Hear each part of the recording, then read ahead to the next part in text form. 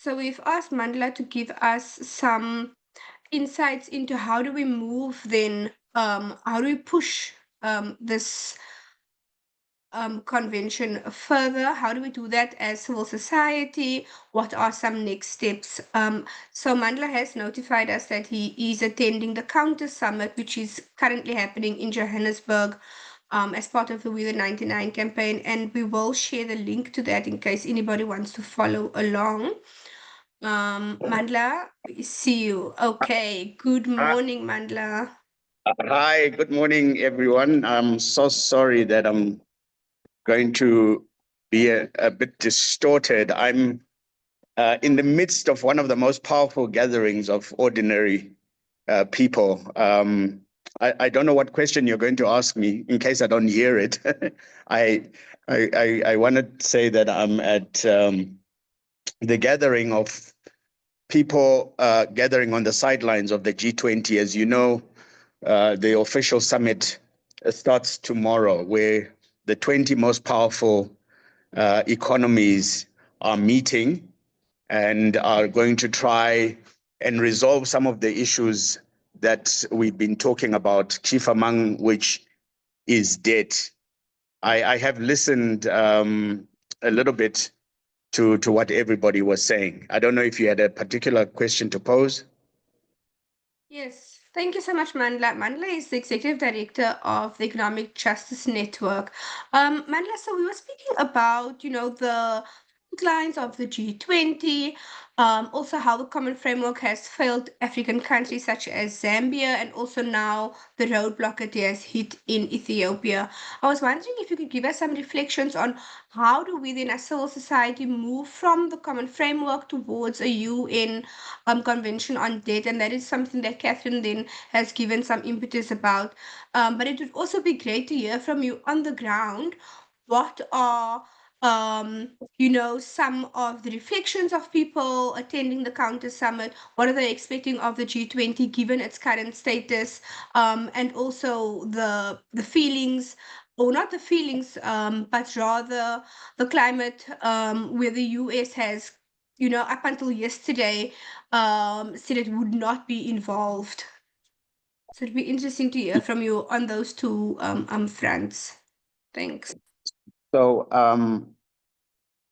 the feelings of people, which are very difficult to measure, have been quite close to despair, I think, because one of the issues with the summits like the G20 is they become talk shops, and people are tired of summits that have a huge amount of hype.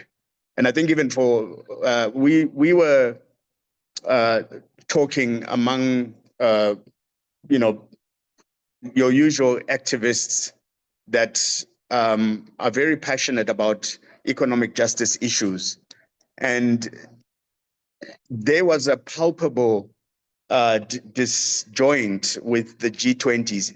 The government, as you know, had its own civil society gathering, the G20 Social, and a lot of people attended, and I think they were bussed in from different provinces and so on. So on one hand, you have a government spending a huge amount of money to get people to this empty talk show. And on the other, you have a same government complaining about austerity measures and things like that. So it's quite disorienting for people, and I think there was a lot of sadness. But nonetheless, we tried to discuss what the G20 should offer us.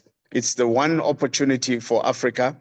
It's not going to come around to Africa in a long time, and we wanted to. Of course, we had a civil society input. There was a civil 20, which is led by activists and ordinary people. And I think they had quite an extensive list of policy recommendations to the G20 summit.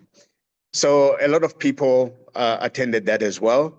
And I think the sentiments were the same. The issues that were discussed were largely around the debt burden of how low-income countries are spending so much of their revenue on debt servicing and so on. There was also a lot of push for climate finance, uh, that the climate-related disasters are exacerbating poverty, and we're just going round and round, and we are increasing inequality.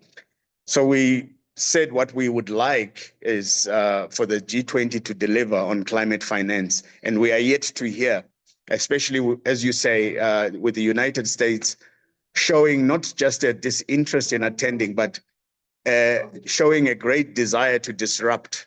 Because without a leader's a declaration, then it's as good as not having had a G20 summit at all in Africa.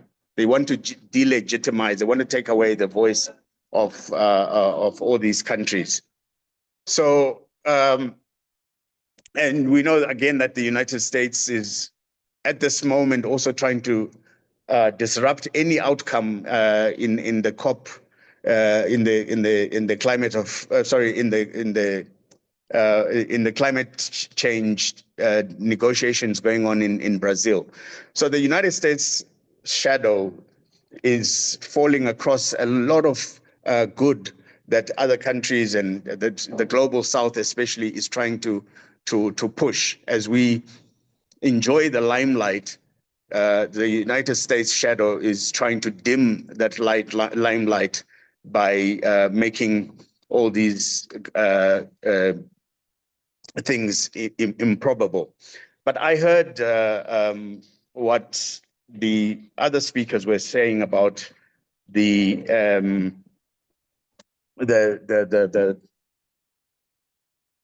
this framework and how we would prefer the UN a UN framework.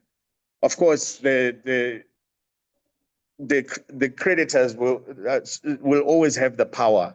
They will always have the power to organize, and I think that's one of the things we're saying yesterday. That in the G20 we've got the most powerful economies represented there, and we've got the 1% who own all the wealth and everything well represented there, and yet we have the 99% who are not well represented meeting here on the sidelines and trying to shape a future. So I hear the other speakers talking about the different frameworks, and I hear the critiques of the different frameworks, and I say, well, if we want the UN framework to work and to be adopted and to be popularized, we as civil societies have to work hard in our different movements and platforms to push for its adoption. We not only have to use the spaces we have currently, like this one. I mean, this is a unique space because it's to counter the narratives of the G20. But we have other spaces that counter the voices of all these different and powerful multilateral institutions.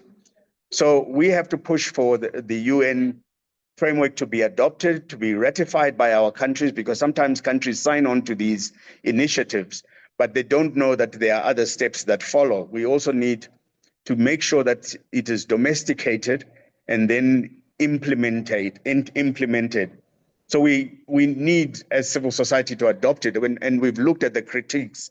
We know that there are slight imperfections, but we hope that the 9 principles, the 9 core principles of the UN framework are certainly better sounding than the common framework that the G20 is trying to push. So I would say that our spaces, such as this one, allow activists, academics, and poor and marginalized people and all manner of people with different perspectives to meet And this is where we need to discuss and amplify our point on these issues, because at least when we meet under the spirit of our activism, we are able to get all different perspectives. And we, in that way, we make sure that all the voices are heard and we don't leave anyone behind. It's good that the UN framework at least equalizes the debt issue, because it puts all countries on an equal pedestal. And as I said, the 9 core principles: sovereignty, good faith, transparency, impartiality, really sound like a rallying call for activists and civil society. So I think my one big recommendation is that we amplify the message about the UN framework so that it can be adopted, and we use our activism in our different spaces in our variety to try and push for the adoption of this framework. Thanks.